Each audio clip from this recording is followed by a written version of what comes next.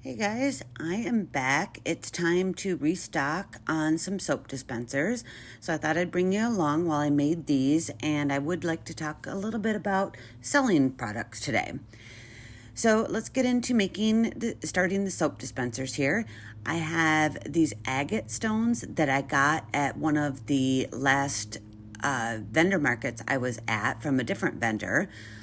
And I'm going to put these into some soap dispensers.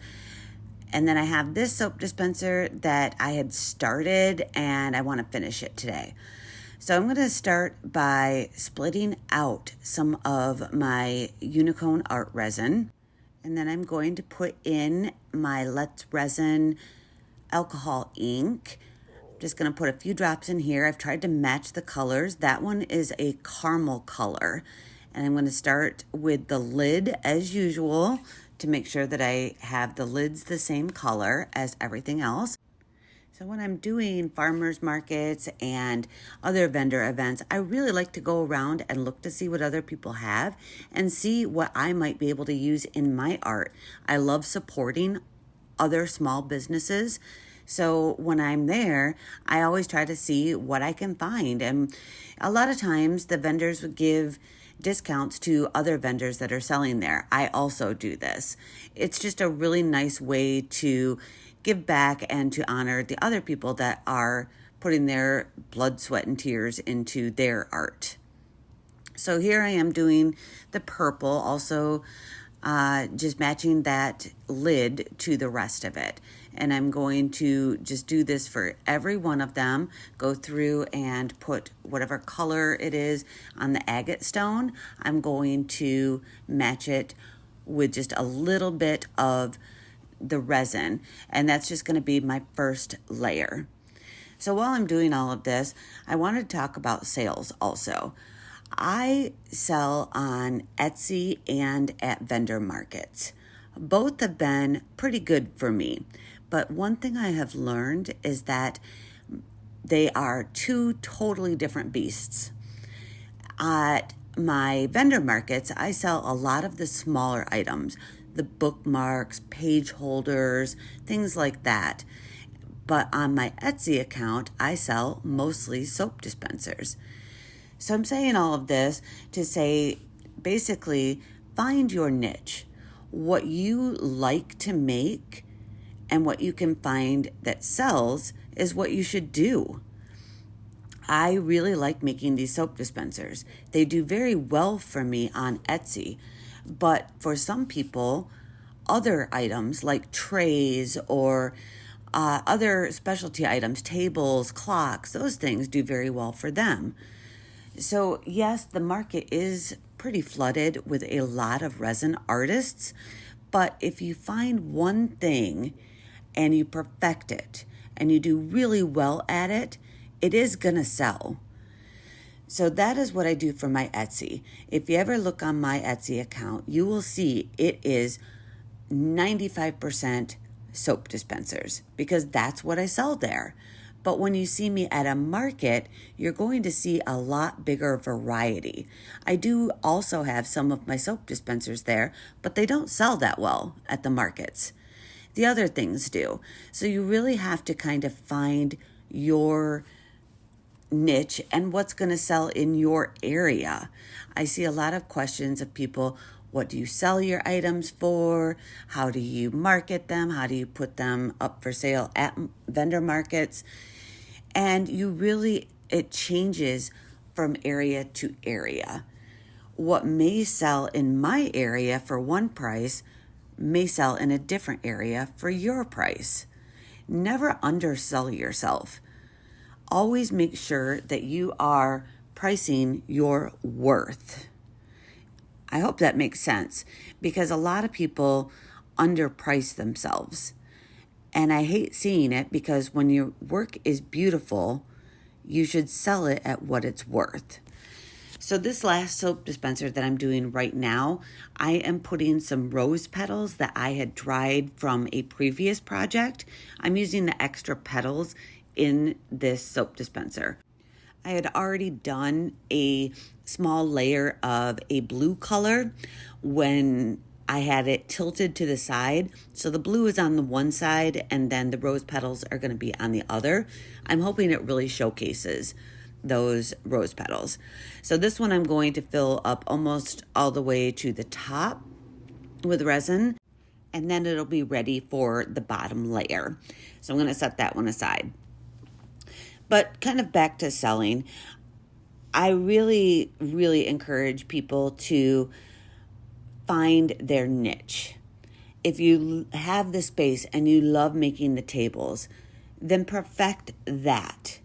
If you love making the smaller items like the bookmarks, page holders, things like that, then do that. Perfect that. If you love making just little knick-knack things, do that and perfect it. So now we're into the next day. This is already hardened for 24 hours, and I'm going to start placing my agate stones in each one, going by color. Now I've already done 3 because I didn't want you to have to sit through me doing all of them. So this is just the purple one, and I'm just kind of looking at both sides of the agate stone to see which one is the prettiest, and I'm going to face that outward. So once those are all in there, I've got my unicorn resin already mixed up, and then I'm going to add a little bit of holographic glitter to it. I don't want to put too much. I just want enough to kind of make them sparkle a little bit. Now, I will say the unicorn resin is what I have exclusively used for the last, I think, 2 years now. And I absolutely love it. It has a very long work time to it. This video is very long without me editing it. That had probably been already sitting there for about 20 minutes while I arranged the agate stone and all of this. And it's still, it's beautiful. It's not hardened at all. I find it's got about a 30 to 40 minute work time, and it works really well. It's super clear. Now that last one over there is the rose one, and I'm going to finish this off with a little bit of stone. They're just like clear. I think they're glass. So it gives it just a little bit of shine. I'm going to put those in there, and that one will be done. And I'm just going to let that one sit off to the side until I finish off the other ones. The other ones, you can tell I had put just that clear resin with the holographic glitter in it almost to the top, but not quite, because I still have one more layer to go on those to finish them off. So they're going to dry overnight, and then I'll add some stone to the bottom of those the next day. The soap dispensers are definitely my main thing. I sell so many of those. So now we're on to the next day, and we're going to add the stone. Now I always put a thin layer of resin in each one of these before I put any stone in it. The reason being is when you don't do that, you tend to get spots that don't get resin in them. And you can see on this one, which I purposefully did so that I could show you the difference. See the circles that the resin didn't reach in there? That's because I put the stone in first and then poured resin on top. So you get those dry spots that you have to try to fill in, which is a pain. So now I'm going to start putting my rock into these. I've got some purple amethyst stones that I'm going to put into the purple one. Again, I'm really trying to match all of the colors on these to make them look really good. I love putting the stone in the bottom for a couple different reasons. One, it just adds a little bit of a finishing touch to each of my soap dispensers. And 2, because it adds weight to the bottom of these soap dispensers so they don't tip over easily. It gives them nice weight so they don't just fall off the counter all the time or knock over when people are trying to get the soap out of them. So that's why I do that. It is not a necessary step. It's just one that I add to all of my soap dispensers, or almost all, I guess I should say. So I had these stones, the small ones that I'm putting in right now are other ones that I bought from that same stone vendor at the farmer's market I was part of. And I absolutely love that. It just gives them some extra business. Then they come down and check my stuff out. It's a really neat way to meet some other artists, some other vendors, and to really get to be part of the community. Okay, this is 24 hours later, and we are going to demold all of these and see what we've got. So this is the purple agate stone one. Look at that sparkle in there. You can just see that shimmer. And sorry I didn't quite get it on camera like I wanted to. I'm terrible. And there is the lid. And I will attach that lid using UV resin. Let's check out these other ones. Now these will all go up for sale on my Etsy. Now I also do take them to the shows that I do. And I just have to pay attention and make sure if they sell at a vendor show or farmer's market that I take it off of my Etsy account. I really like the shine on these. I think they came out super good. I love just that little bit of holographic glitter in them. I will link all of the products that I used down below in the description. So if any of you guys want to check out what I'm using to make these, I'll link everything I possibly can for you. There's the pink one. It came out really well too. And I will clean up the bottom edges, and then I always put rubber bumpers on the bottom.